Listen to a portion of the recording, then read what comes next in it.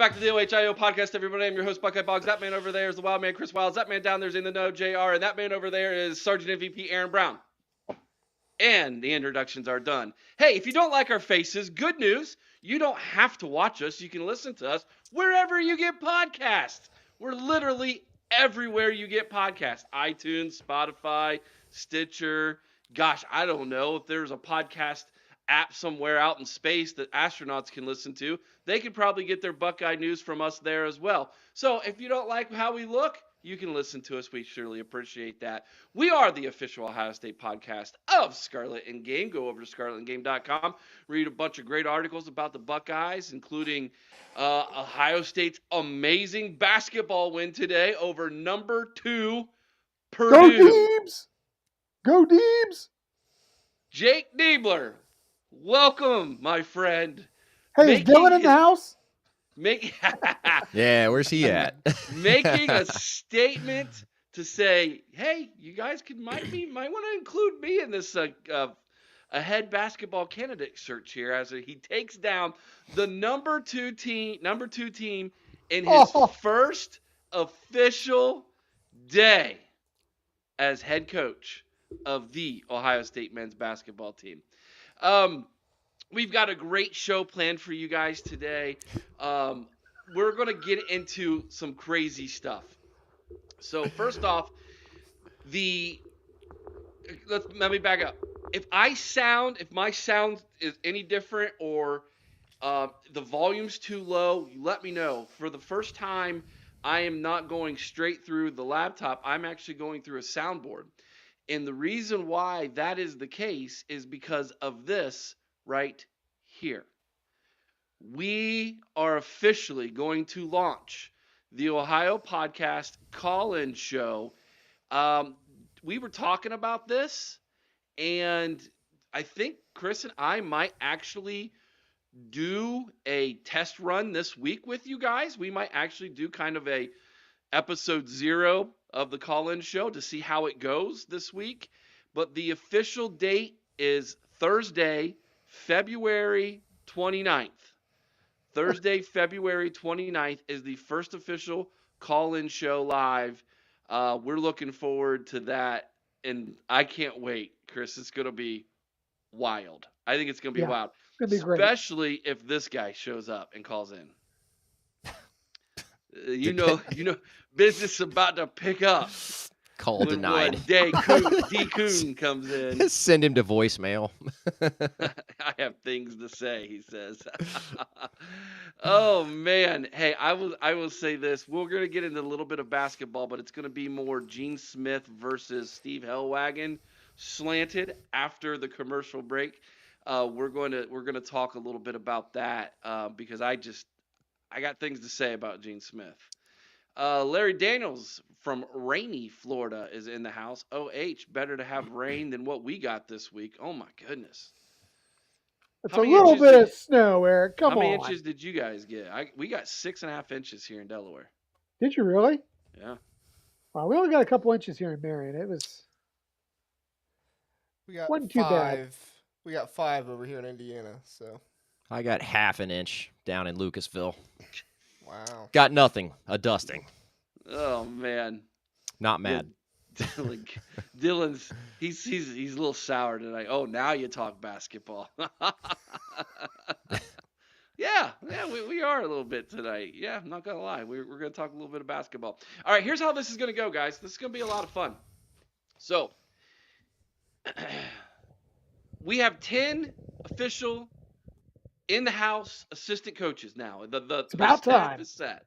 Staff is set. We do this every single year, and for the first time, we're going to have 4 of us talk about this. And then what I'm going to do is while we give our rankings, I want you to give your rankings as well, guys. And we're gonna start at 10, work our way down to 1, and then we're going to do a consensus. We're going to do mine, Chris's, Aaron's, and JR's, and then we're going to do one for the chat. So whoever the chat mentions the most for that ranking, we're going to add that as well. And then we're going to come up with a consensus of 10 through 1 on the assistant coaches. And I didn't give you guys any how to rank them. You could do like most important to best to, whatever criteria you want to use. For me personally, I take into account importance, recruiting, and player development. And I kind of look at those three things, and that's how I come up with the ranking in my head. And I throw experience in that as well. I think experience is important. So in the chat tonight, I want you guys to participate with this as well. We're going to start at number 10, work our way down to the number 1 ranked assistant in our mind.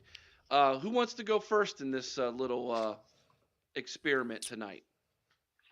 I'll go first. All right, we'll just go JR, Aaron, Chris, then me, and just go number 10. Who's number 10? Your reason why, and then Aaron, you can jump in after JR gives his number 10.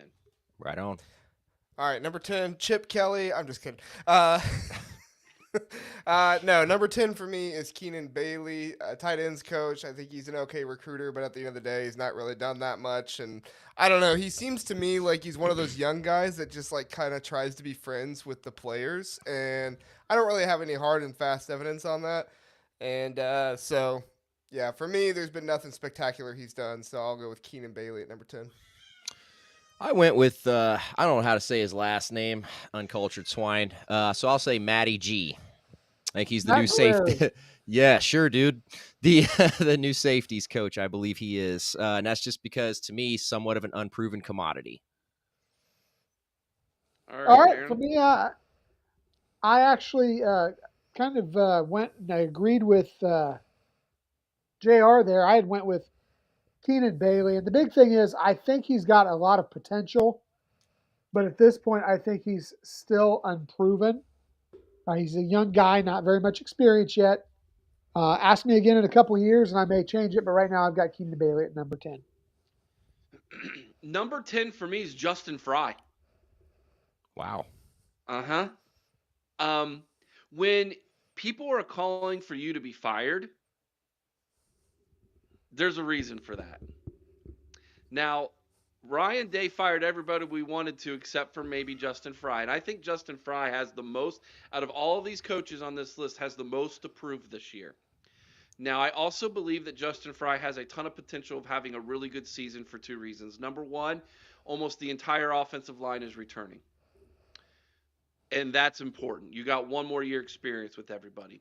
Number 2, little birdie has told me that over at the Woody Hayes Athletic Center this week, when Chip Kelly arrived, Chip Kelly took Ryan Day's playbook and said, "This is good, but I can make it better." And Ryan Day said, "Please do." And Chip Kelly basically sat down with Justin Fry and said, sat down with Justin Fry and Tony Alford and said, we're going to run this football, and I'm not afraid to use the triple option if we need to. And there's rumors floating around that Ohio State might be running a little bit of triple option in the run game this year. Now, I say all that to say this. That's all sounds great and dandy, and I if it works, awesome, fantastic. But if the offensive line doesn't block, I don't give a rat's butt what we're running.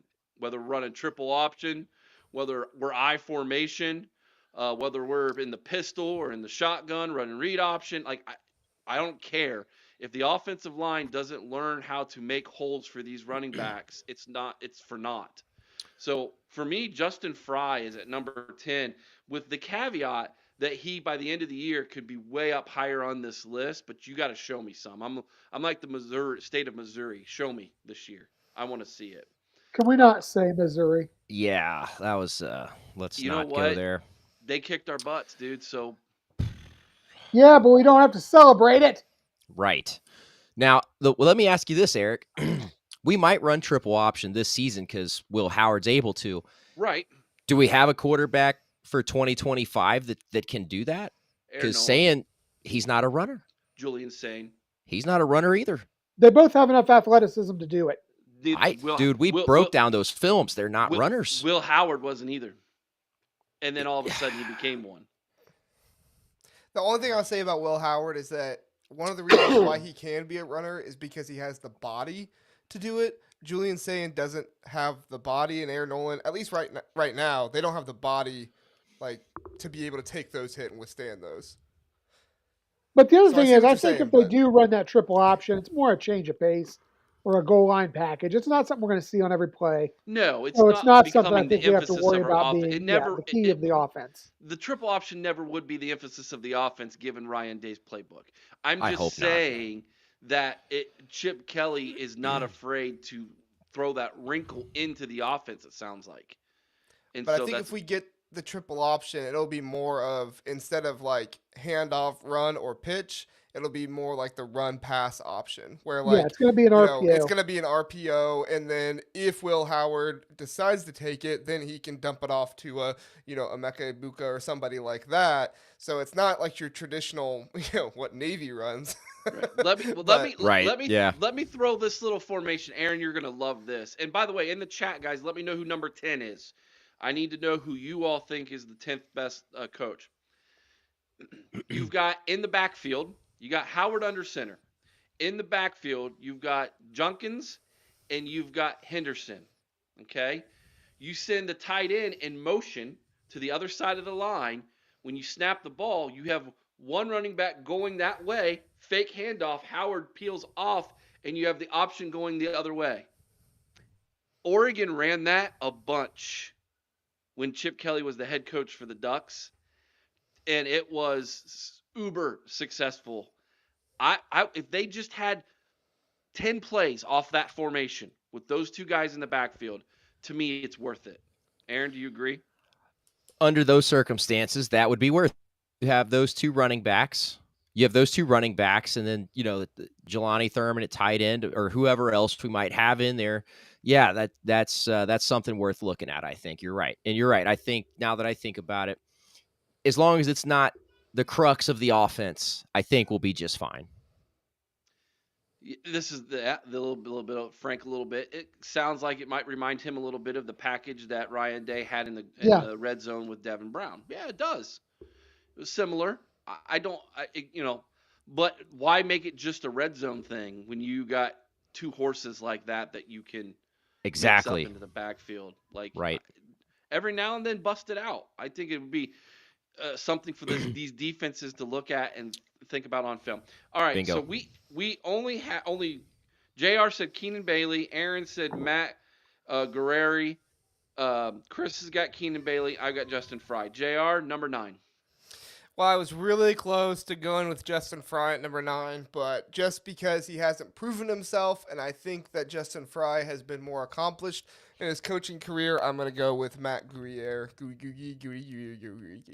Matt Gooey. See, I'm not the only one. Thank you, JR. Well, it just, you look at it, he's not proven. And I wanted to try and give him credit for Caleb Downs, but let's be honest, that was Tim Walton. There was nothing Matt did. Right. Matt might have been, along for the ride, but he was navigation. Yeah, he didn't land Caleb Downs. That was Tim Walton. But I will say this, Matt was the co-defensive coordinator at Indiana last year. So Justin Fry was the offensive coordinator at UCLA, I think, when they had their really good run offense. He was. You are correct. That was my big thing. Touche. Yeah. Good call. IU's defense sucked.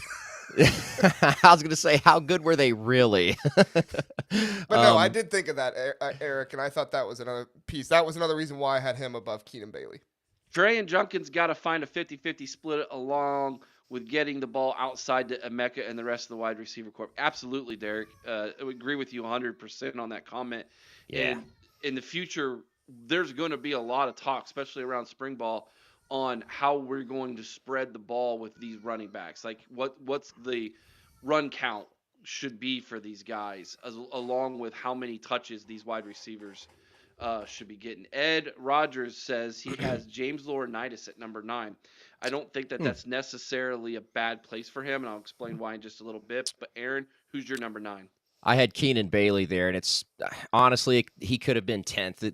My 9 and 10 were pretty much interchangeable for the same reasons, just unproven commodities. So I'm going to go Keenan Bailey. Again, he's a tight ends coach. He hasn't really, I don't know that he's really done anything of note per se. So that's my reasoning. Yeah, I'll tell you what.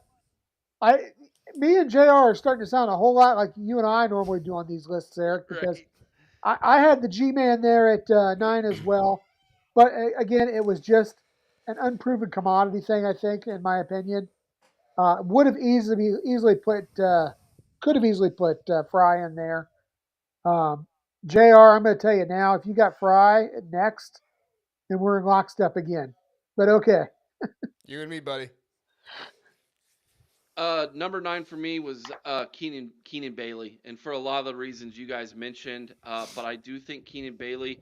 Do you think he's going to be the special teams coach, Jr.? No, it's gonna be Matt Greer. And Matt is James going. Laurinaitis will help some too. Oh, okay. So outside of doing tight ends, what else is he doing? That's it. Tight ends. And he's like a big recruiting piece for the offense too. He takes on a lot of the stuff that like GAs and stuff would do, not necessarily because the GAs can't do it, but because he was really, really good at it.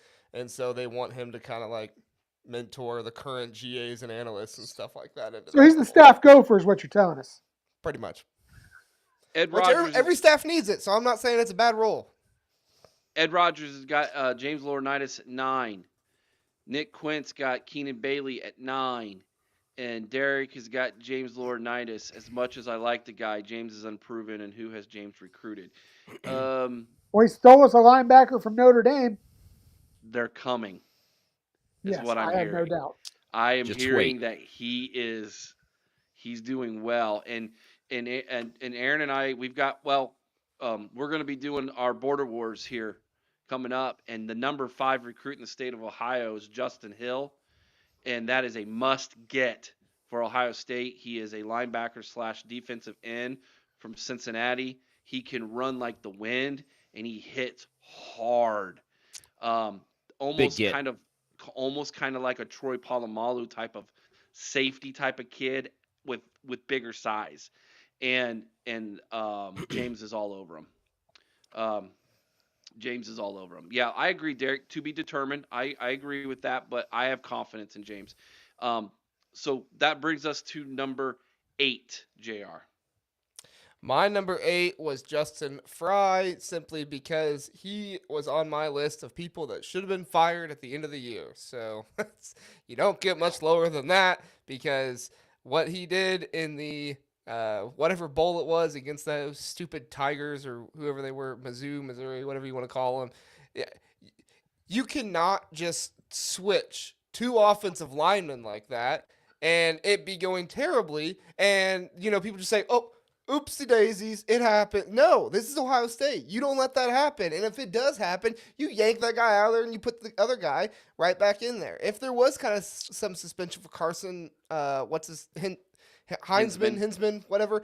If there was something for him, you should have came out and told us, because all it does is make Justin Fry look stupid for putting Matthew Jones at center, who didn't know the calls, who was, everybody knew when the ball was going to be snapped because of the way he was putting his head up and down. Everybody knew. And Hero Canoe couldn't block air. So, yeah, Justin Fry.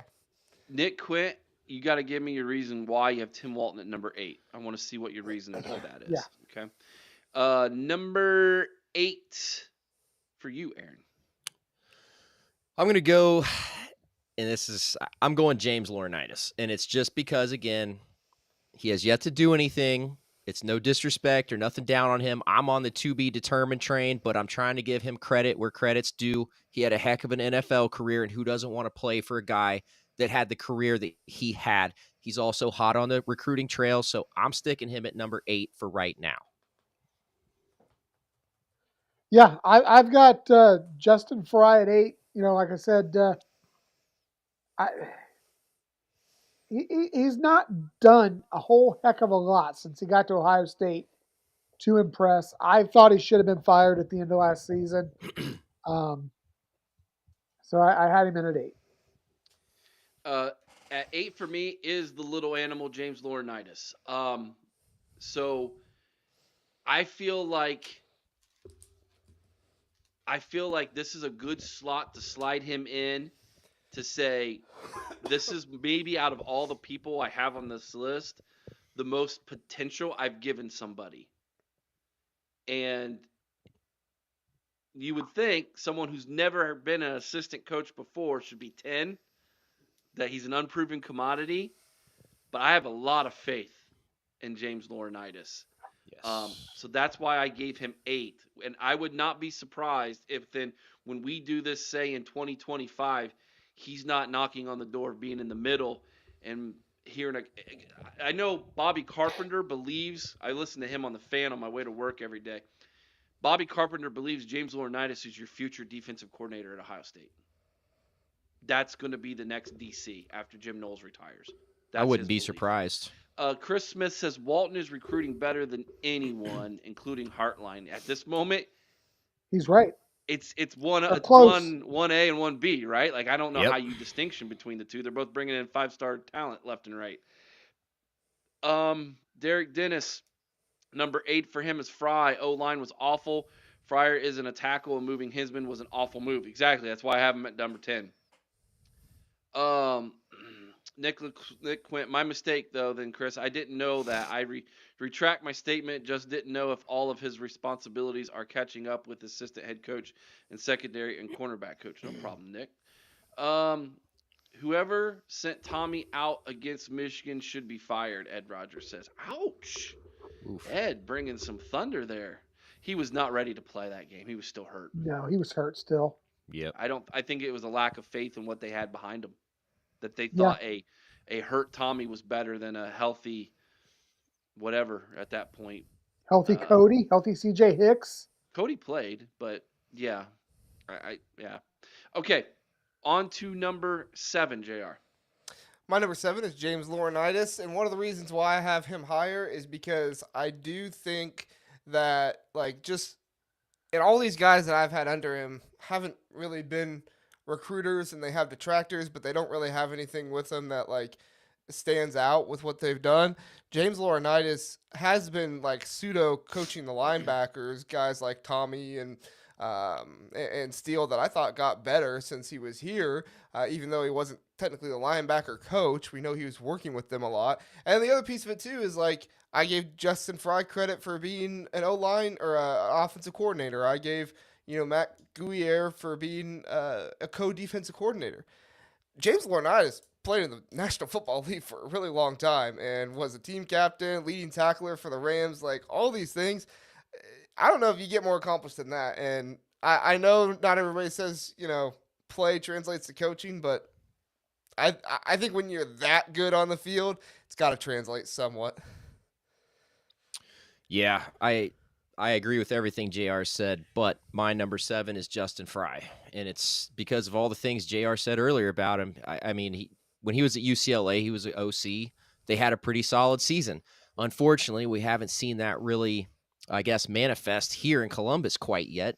They haven't been absolutely terrible, but they also haven't been anywhere near the standard we're used to seeing. So I'm trying to give him this last year, and then I am done with Justin Fry. I would have liked to have seen him fired this year, but since he wasn't, we have to give him the benefit of the doubt for one more season because we have to.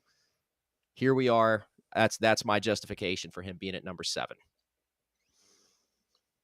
Well, I'll tell you, I've got the little animal at number 7. I've got a lot of faith in this kid. I think he's going to be in the top 5, or at least knocking on the door of 5 when we do this next year. But right now, still unproven, but I think he's got a lot of irons in the fire. I think talent's coming.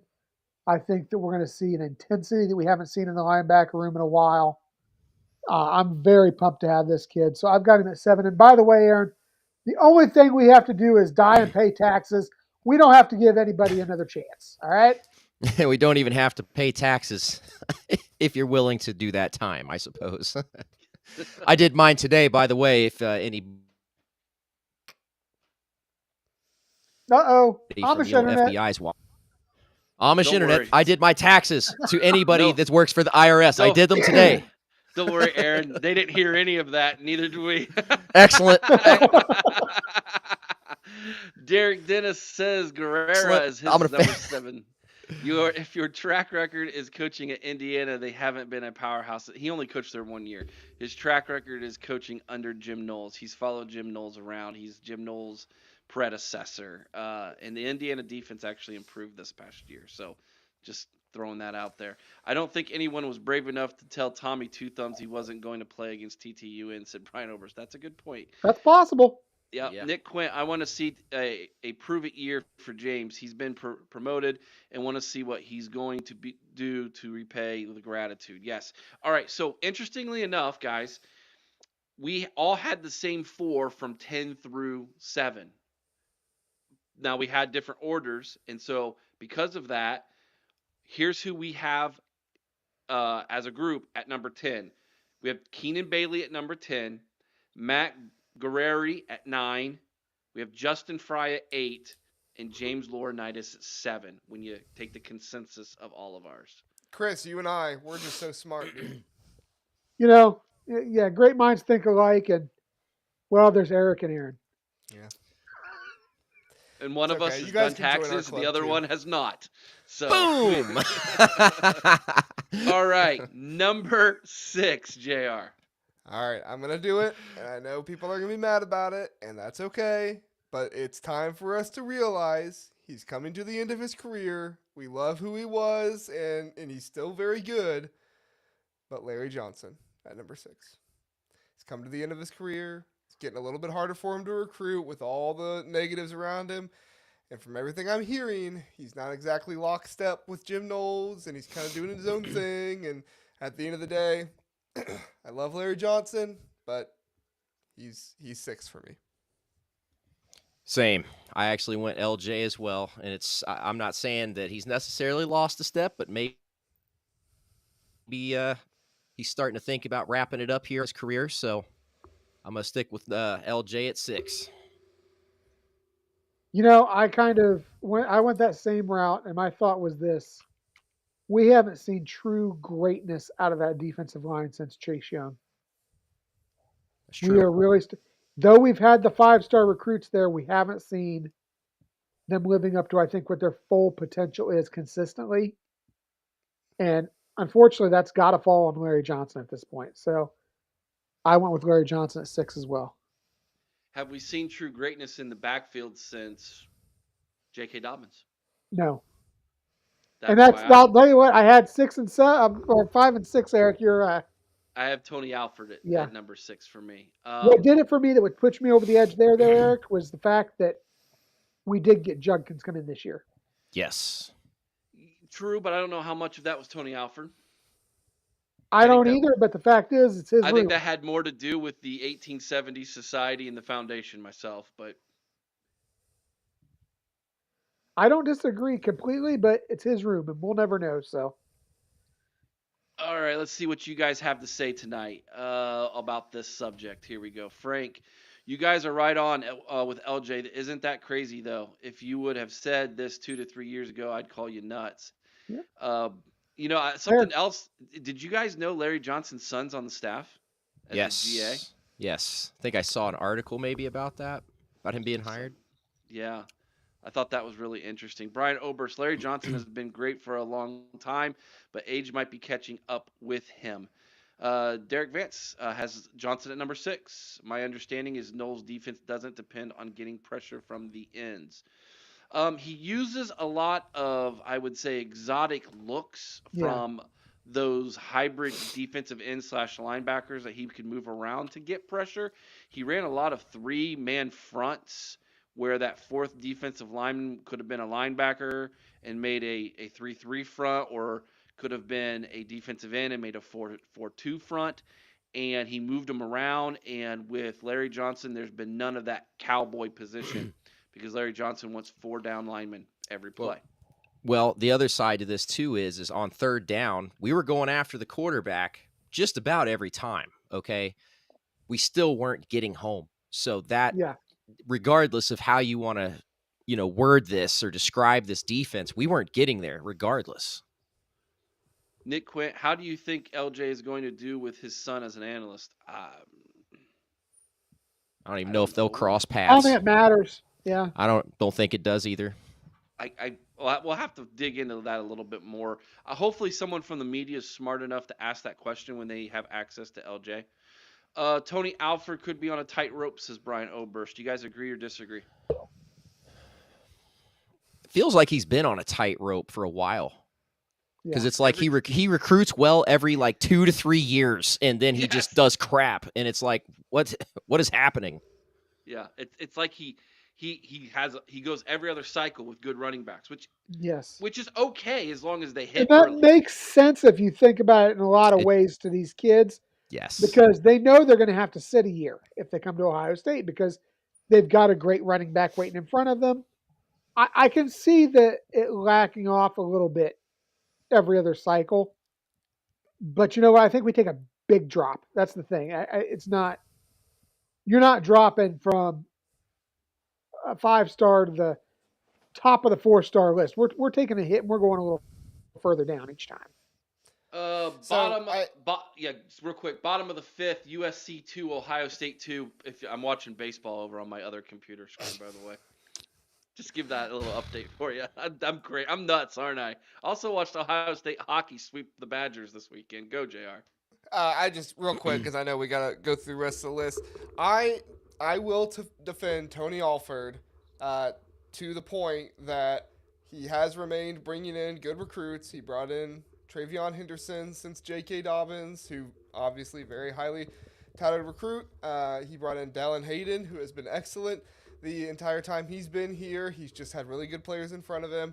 And he just brought in James People, who was, one of, if not the top recruit in Texas. So going down there, nabbing him. And also, too, I think Tony Alford gets some credit for, going 5 men deep at running back the past 2 years, right? I mean, in 2022, we were running Xavier Johnson at running back sometimes. And he did all right. He did well. I mean, Dallin Hayden, we had a serious conversation at some point about, is Dallin Hayden good enough to be the starter for this team in 2022? Dude, guys, that's the 3rd string running back. I know the flash isn't there, but, you tell me Justin Fry is going to be on his 3rd string guard and that guard is going to look just as good as the other one? That's not going to happen. Well, and JR, to that point, too, you talk about Hayden. I mean, this is a guy who ran for what? Was it almost 700 yards as a true freshman in limited action towards the end of the season? Yeah, because of injuries? 600, yeah. Or almost 600, yeah. I mean, he's got the talent. I'm not trying to say Tony Alford deserves to be higher because he's actually next on my list. But I'm just saying, I wouldn't throw him down there in the cellar with the other guys. All right. So I'm going to bet this goes Alford, LJ. I'll say I got Alfred in there. Yeah, Alfred. Yes, it's exactly how I have it. Yeah. So, all right. Anything else on Tony Alford at number 5 for you guys? I think we covered it. JR or Chris, are you good? I'm good. All right, LJ at number 5 for me. I believe this is going to be a good year for Jack Sawyer and JTT. So I'm leaning a little bit more towards Larry Johnson over Tony Alford. I think maybe taking full career look into that maybe is kind of how maybe I came up with that. But yeah, I just haven't flipped from you guys. All right, so that means we're up to number 4, JR. Number 4, and it's kind of getting dicey here because all these guys are very, very good, exceptional. But number 4 for me is Jim Knowles. And that's because some of Jim Knowles' decision-making, I think that he's done a fantastic job with the defense this past year. But even the year before that, it didn't feel like his decision-making with how much he was blitzing, leaving guys out on islands when we didn't have the secondary to be able to do that. And this past year, there were times when I felt like he should have blitzed J.J. McCarthy more, and he didn't. And so for me, there's just, like I said, all 4 of these guys are fantastic. It's just kind of nitpicking at this point, and for me, that's why I have Knowles at 4. I got Chip Kelly at number 4. And it's just because I like Jim Knowles. And while I don't disagree with everything that JR said, there's some of it that I do. Now, Chip Kelly was a fantastic national championship caliber head coach at Oregon 10, 12 years ago, 13, 14 years ago at this point, now that I think about it. He does a remarkable job, I think, coaching offenses. So I think he's bringing a lot of value to the offensive side of the ball. We'll talk about Jim Knowles when we get to him. I'm not going to give that away, but Chip Kelly is my number 4.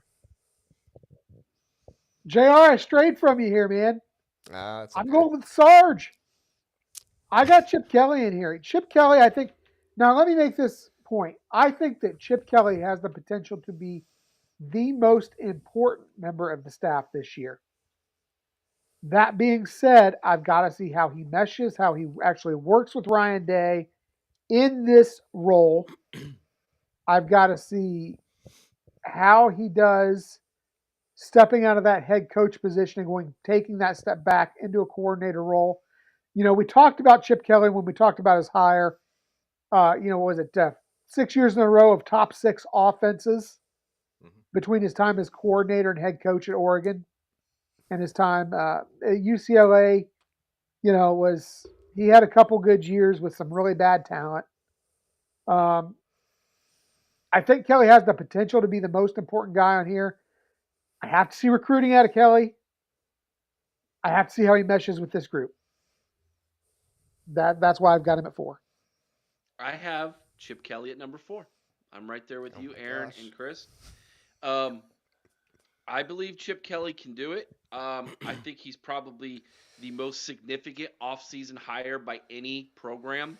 I mean, we literally took a head coach from a Power 5 school who was building a winning program, and we got him to demote himself to play caller and offensive coordinator. That is significant. So I think I got Chip Kelly at 4th, but I agree with you, Chris. I think he might be the most important assistant coach this season. If Ryan Day is truly handing over the playbook, if he's letting Chip Kelly actually run the offense, be the head coach of the offense, and if Ryan Day is going to focus on being a true CEO of this team, that he's going to turn out to be the biggest hire of the offseason. Chip at 4 is pretty spot on as well. We'll need to listen today and realize he's not running the show, said Brian Oberst. Derek Vance, Chip Kelly at Oregon in no way, shape, or form had the weapons like he will have on this offense. You see what he did at Oregon with what he had there. And I can take you one step further than that, Derek, and I say, look what he did at UCLA with pretty much a group of 5 roster. Yeah. And took him to a bowl game. So I think Chip Kelly has a lot to do with that. Now, a lot of people are dogging Chip Kelly for basically how he left UCLA. I heard that UCLA's NIL was under $1 million. Wow. Six figures there's no way UCLA is going to be able to compete in the Big Ten if their NIL for their football team is under $1 million. Now, I also know UCLA considers themselves a basketball school. Okay. UCLA is more comparable to Indiana than they are Ohio State. Okay. I get that. I understand that.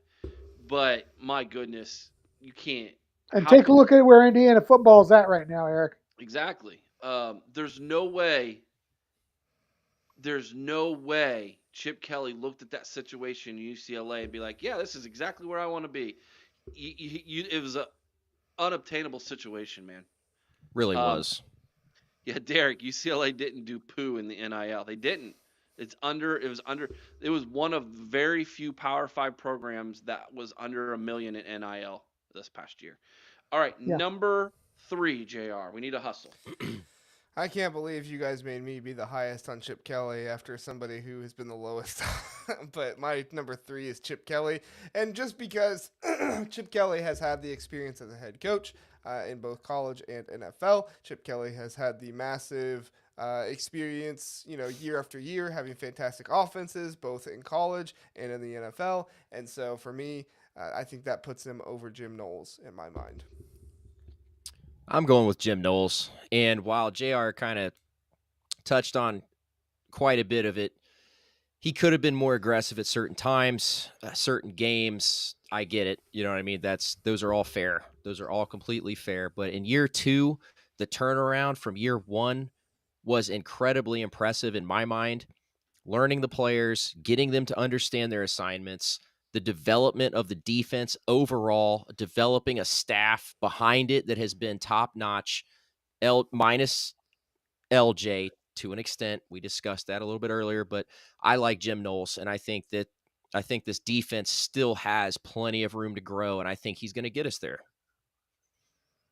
Yeah, I have Knowles here as well. I think he's got tremendous tremendous sense as a coach. I think he is, as Aaron said, lacks a little aggressiveness, and seems like the last couple of years he's gone to the Ryan Day school of I poop my pants when the big game comes around. But you know, if they can get this together, I think Knowles is going to be a big reason why. I think he has the potential. We've seen him grow everywhere he's been. Once he gets into year 2 and 3, his teams have tremendous success. So I've got Knowles in at number 3 as well. Number 3 for me is actually Tim Walton. I can't put him over Brian Hartline yet because he hasn't done it as long as Brian Hartline, and I'll let you guys know why I have Jim Knowles ahead of Tim Walton when I get to that. So I've got Tim Walton at number 3 here for me. Because he's the boss, Eric. Because he's the boss. I'm shocked. He's the GOAT is what they've been calling him. Yeah. Let's not get carried away. Like I say, still crap in the bed in the big games, kind of like Ryan Day does. I blame that on his time in the Big 12. You talking about Jim Knowles? I am. Okay. You know, the guy whose defensive backs fall on their butts when they're trying to cover Michigan receivers? Yeah, that was completely Jim Knowles' fault, wasn't it? Yeah. Hey, when you wear that hat, man, you got to take responsibility for it. Number 2, JR. Are we at number 2? Yeah, number 2. Yeah. We're 2. Yeah, you're going to hate this, Eric, and that's okay. And I think that everybody else will probably have him at number 1, and I get it, but Brian Hartline. Brian Hartline's my number 2 for the sole reason that we would have so much more of a dynamic running game if our wide receivers would just block. If they would just block. And it's so infuriating when people get on the broadcast and say, oh, yeah, you got to block if you're going to be a wide receiver for Brian Hartline. No, you don't. You come in from South Florida and you go run some routes, you catch some balls, and you're speedy, which is fantastic. That's what you want your wide receivers to do. But even in that Mizzou game, there were runs where Trey would have took it to the house if the guys were blocking. And they weren't. So, Brian Hartline, you need to get you guys in order and make them block. And they don't rotate. That's the other sorry. I was gonna say I actually agree. Brian Hartline at number 2 for me, and it's because they don't finish their blocks. Sometimes they don't even initiate them. They just kind of stand in their way. Sometimes that's enough. Most times it is not. The other problem that I saw, and I saw it in the Michigan game, and I saw it in the bowl game, or not the bowl game, but mainly the Michigan game, and then there was maybe a couple other times throughout the season I saw it out of Marvin Harrison, but he didn't come back he doesn't fight for those balls. There was an interception early in the Michigan game that should not have been an interception if Marvin had fought for the ball. Sometimes as a wide receiver, you have to play defense a little bit. He didn't do that. He said, hey, I'm here to catch the ball. I don't play defense. How far is that going to get you in the NFL, bud? Even if it means taking a penalty, you get yourself in there and you break up that interception. Your job, first and foremost, routes, catching the ball. Your second job, not letting the defense catch the ball at whatever cost, like Chris was saying. Marvin didn't do that. And I've seen other receivers do the same. Yeah, guys, I actually agree with the two of you. I've got Hartline at 1B as well. I just feel like I think he's a tremendous recruiter, and we give him a lot of credit for that. I think that we saw a failed experiment as a play caller in the second half of that Indiana game. Clearly somebody that Ryan Day does not have confidence in yet as a play caller. He does develop his receivers well as far as their catching ability goes. But like you said, there's the little intangibles, the blocking, the sometimes becoming a defensive player where I think our receivers lack. So I've got him at the, we'll call it 2, but I think it's still a 1B position. Brian Hartline, number 2 for me as well, which means number 1, JR, for you is? Tim Walton. Goated, baby. Goated.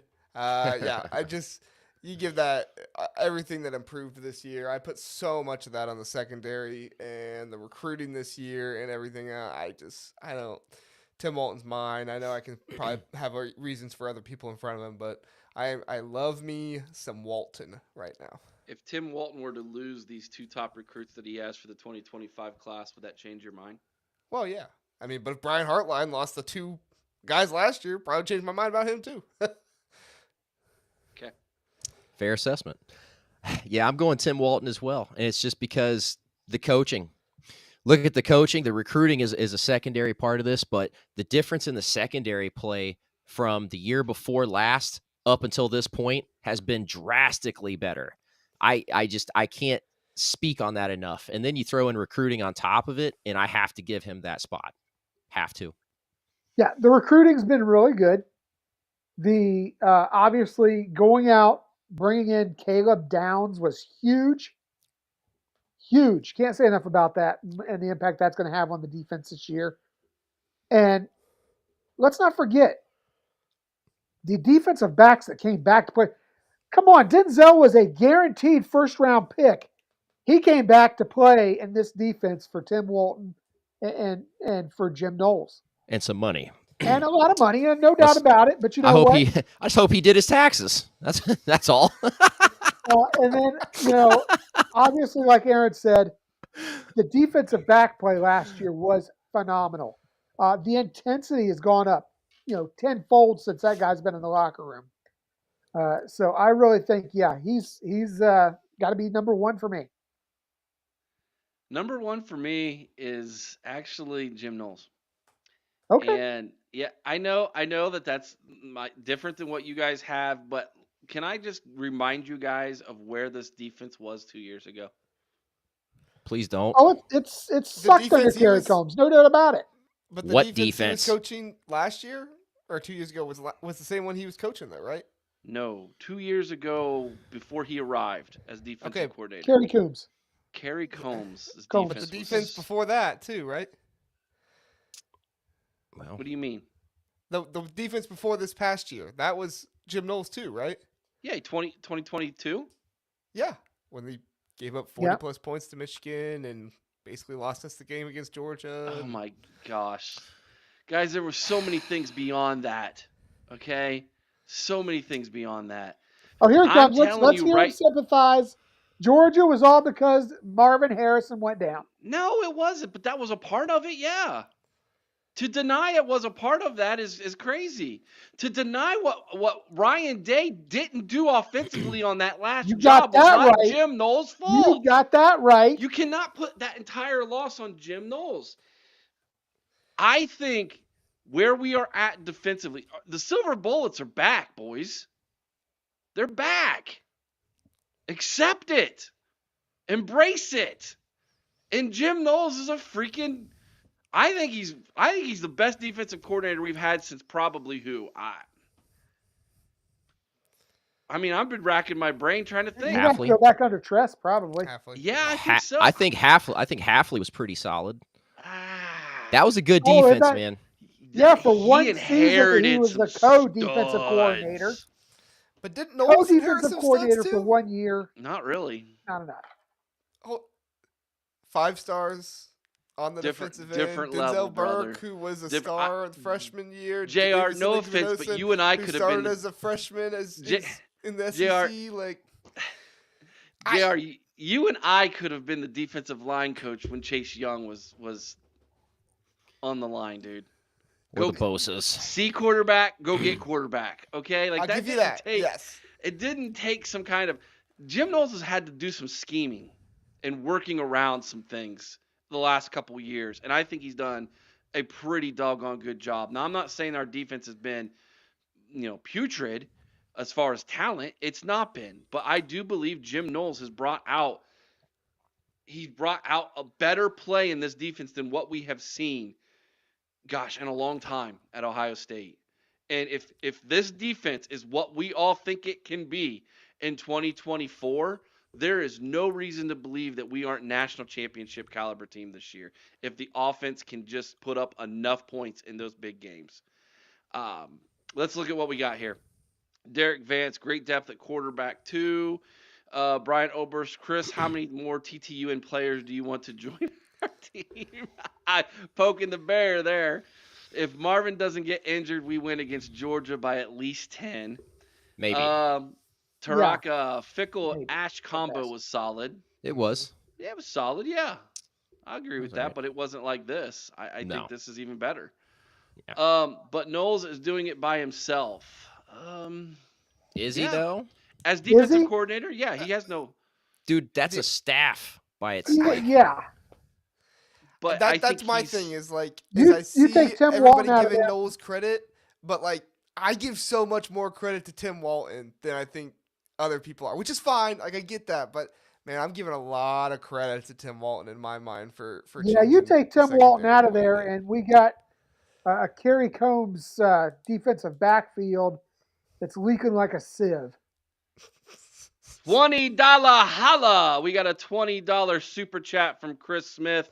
Chris says, loving this conversation. Bottom line is we have some talented coaches and some that have something to prove. Great show, fellas. Chris Smith, thank you very Thank you. much. And because of that $20 holler, OH! Oh, Io! Awesome. Frank says, to clarify, he meant scheme-wise. I agree. Yes. I agree with you, Frank, on Yeah. that. JR, I know you've got your show. What are you talking about tonight, real fast? Oh, we're gonna talk about the Buckeyes win. We're gonna talk about Heck yeah, actually, we are. talk a little Dylan, bit I of hope you get Caitlin time to Clark check that out. tonight. Ooh, yeah. Caitlin Clark, the Iowa player, broke the Yeah. all-time scoring record. Did We're you gonna see talk that? about how, Did or you- what were you gonna say? Sorry. Did you see that graphic where it showed every shot she made? Yes, that was That awesome. was awesome. We're going to talk about Jay Williams and how much of a doofus he is for saying that Caitlin Clark isn't great because she has to win the Natty. But I'm sure in his past he said other guys are great who haven't won the Natty, which whatever, I don't care. But we're gonna make sure we expose him and talk about how stupid he is. And then we'll just talk about the rest of the games and have some fun with it. And most of all, I hope Dylan joins. We'll see you in just a few Same. minutes, JR. We're going to take a quick commercial break. We come back. We're going to talk about Gene Smith, everybody. Hang tight. The OHIO podcast is brought to you by Mastermind. Mastermind specializes in 360-degree high-definition mobile video mapping, GIS integration, and traffic safety studies. Mastermind cares about traffic safety and keeping you safe on the roadway. Visit Mastermind at onlinemastermind.com.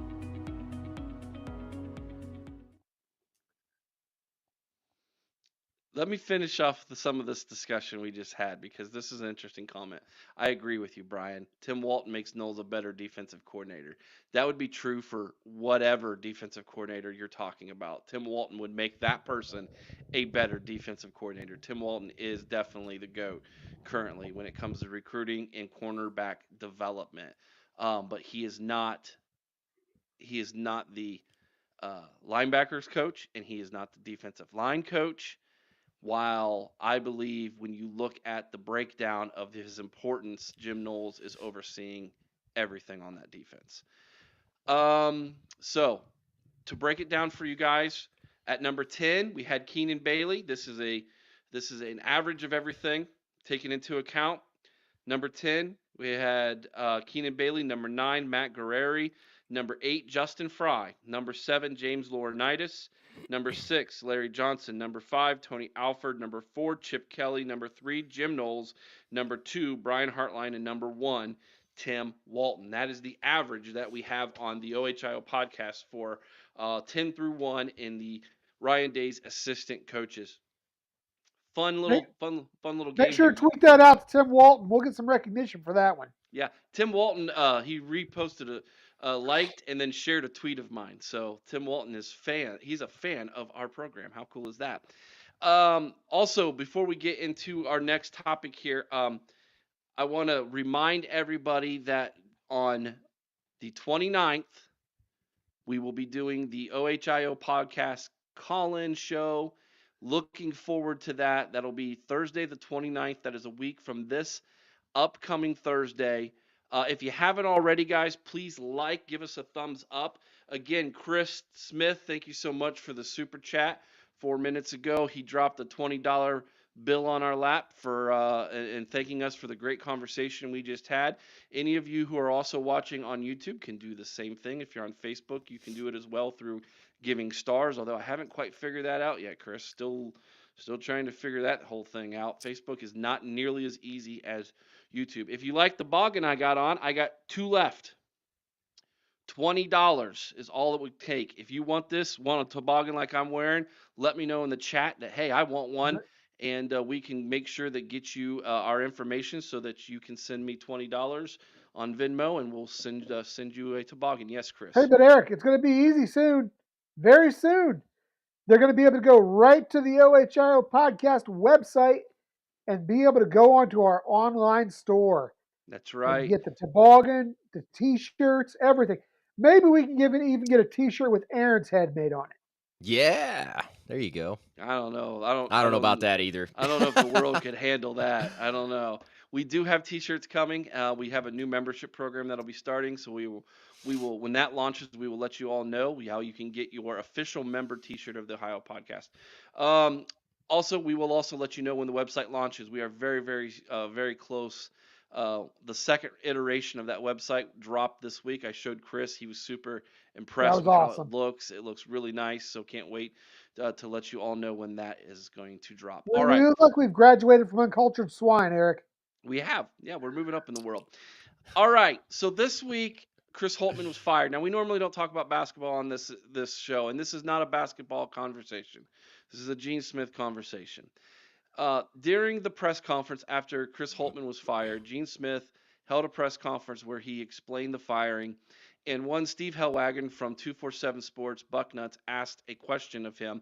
I'm going to play an audio clip of that question in Gene Smith's response. It takes about 2 minutes, a 2-minute clip, and then we're going to break down why Gene Smith is a total butthole in his response, and why if I was a part of the member of the media there, I probably would have been kicked out of this press conference because I would have followed it up with "Why are you lying?" So here we go.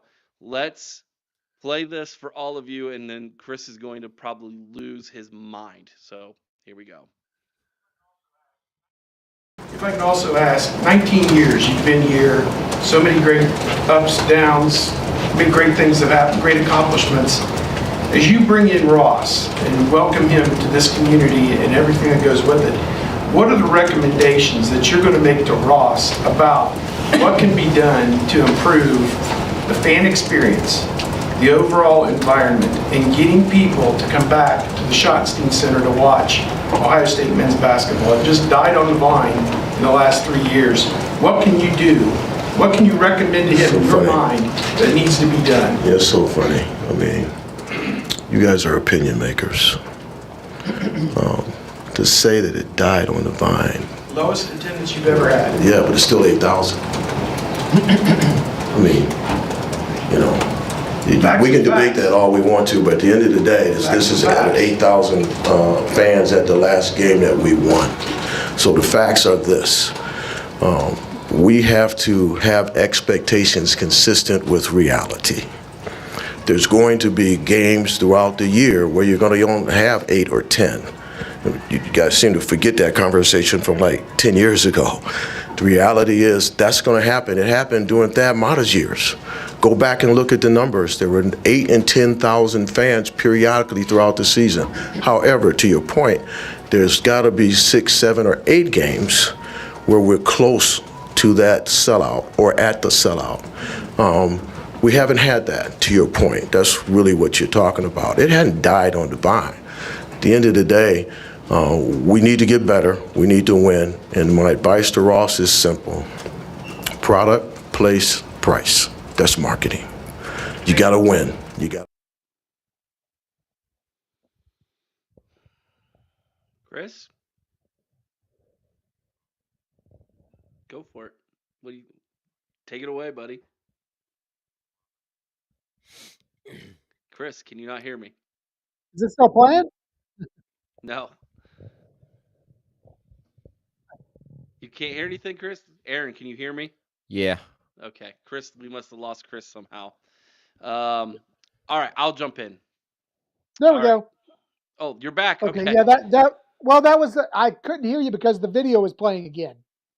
Oh, it was still playing for you. My fault. No, it was I don't playing know. again. It started over. Yeah, it's for some reason you guys get a delay. It's crazy. Anyways, your response to Gene Smith and Steve Hellwagon, Chris.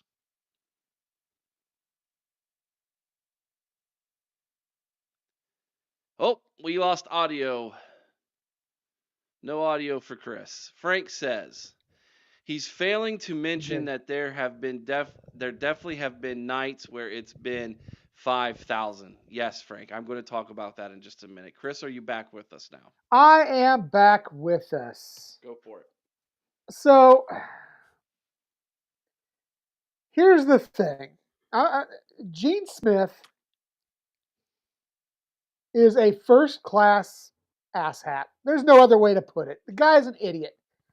Uh, the guy comes out and goes on the attack with Hellwagon because Hellwagon asks him a legitimate question about why attendance is bombing.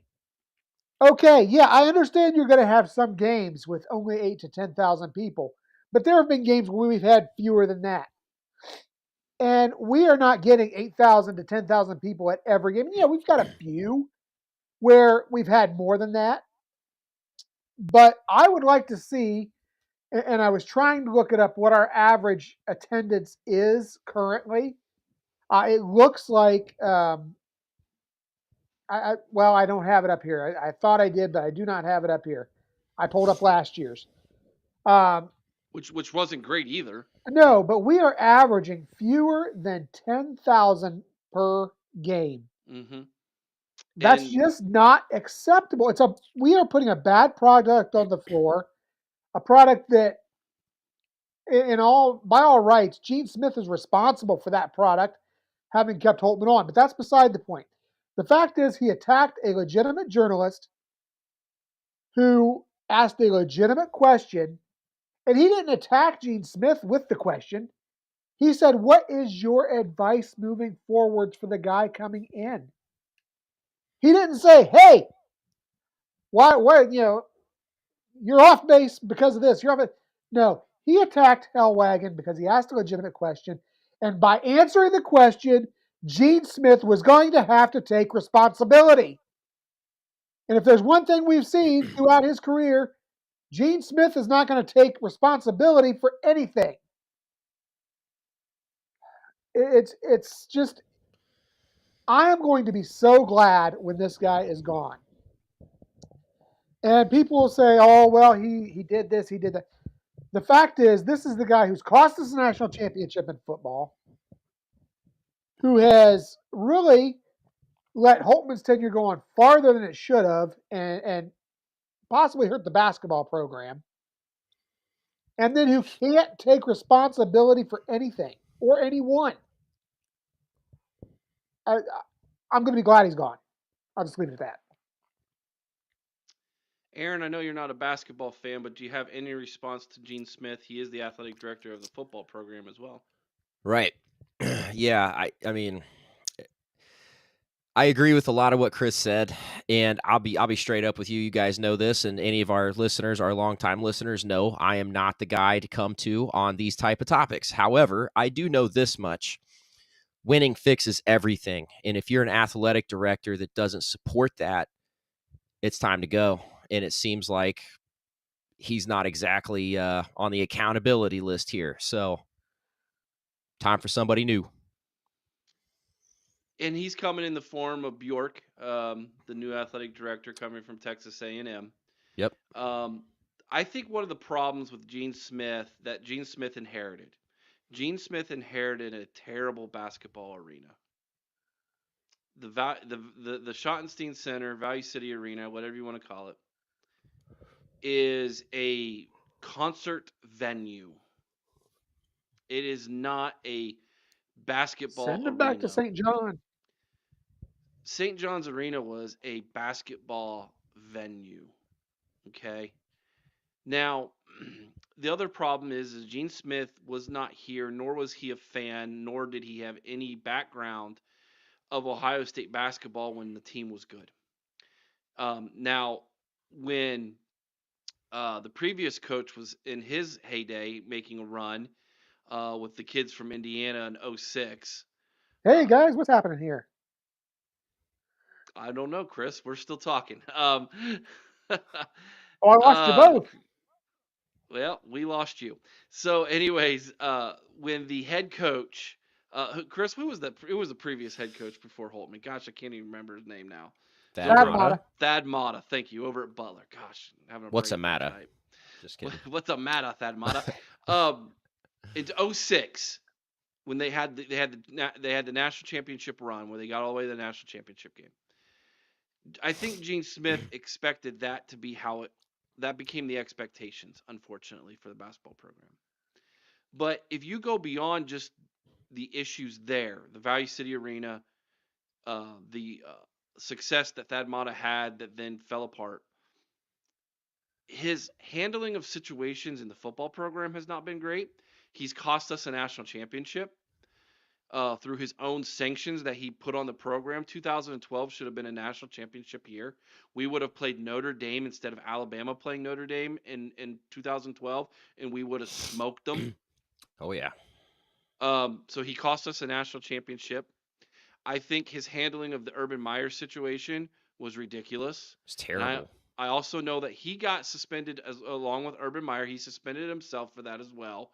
But Gene Smith, I will never forgive Gene Smith for allowing Jim Tressel to fall on the sword for him. That was garbage. I go back to he never takes responsibility. That's what I was saying earlier about the whole accountability list. He keeps himself off of it, and he makes sure of it, and I can't stand it. So, given the scenario in closing here between Steve Helwagen and Gene Smith, I would say this. Steve Helwagen was not trying to create a narrative by saying the basketball program had died on the vine. What he was trying to say was that the excitement around this basketball team is missing. It has not been here since the middle of the Thad Matta era, before that era started to die. If you remember the Jimmy Jackson era at Ohio State in the 90s, we haven't had anything close to that other than 2006. And you talk to the old timers when Ohio State was good back in the 60s and 70s and early 80s, the basketball program was just as exciting as the football program was. They won a national championship. They went to Final Fours. There's no reason to, given the talent in the state of Ohio in high school basketball, given the financial backing and this giant fan base and the boosters and the backing financially from those NIL collectives, that we should not field a basketball team in the Big Ten that competes for Big Ten championships and makes runs in the Final Four. No reason at all. And the fact that Gene Smith gave Chris Holtmann a contract extension 2 years ago without deserving one at all shows, in my opinion, that Gene Smith sometimes didn't make the best decisions and held our athletic department and our programs back. Now, he wants to claim all the success for all these other programs. Women's hockey, fantastic, right? Synchronized swimming, how many national championships in a row? Okay, fencing. cool. Pistol, all these other programs. But how many butts does that put in the seat? How much money does that bring the university? How much is that going to help any other athletic program? You have 1.5 sports that are actually supporting the programs that you're talking about. I mean, come on. Oh, and by the way, you guys ready for a real kicker here? I think somebody over at the in the athletic department's been cooking some numbers, because according to Ohio State's official site, they average 11,290 a game. No way. That may be the number of tickets sold, but that is not the amount of people showing up to the There's games. no way. No way. Today was a great day for Ohio State basketball. It was. And it could be the first step in the right direction moving forward. And I'm excited about that because I'm an Ohio State basketball fan. I love basketball. I played it. I coached it. I understand it much better than football. And I can't tell you how many times I was pulling my hair out with Chris Holtmann's unimaginable, lazy offensive philosophy. Did you not watch Jake Diebler coach today? The level of excitement. Yes. And the dude was drenched in sweat on the sideline. And the players responded to him. and the level of coaching he was doing. And the fact that Gene Smith couldn't see that makes me question how much he truly knows about athletics. He said it himself. It's all about winning. I would push back, and here's what I would say. If I was Steve Hellwagon or if I was in there, here's my response to that when I got the question. Gene, if you say it's all about winning, then why are you concentrating so much on all of the other things like buildings? I know that's an important part of winning. I understand that. But again, Ohio State was 2 years behind the SEC in NIL.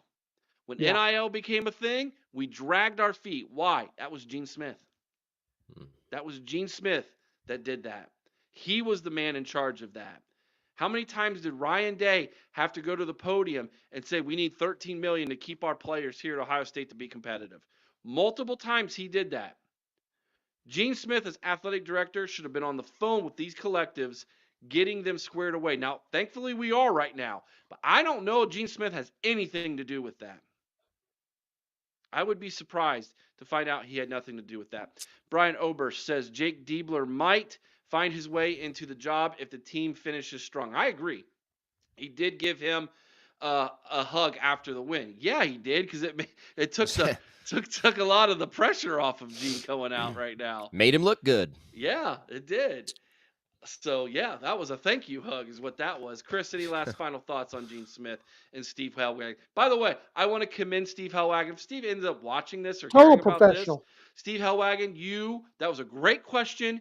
You handled it professionally, and I commend you for having the guts to ask the question instead of all the softball questions those at the Dispatch were asking.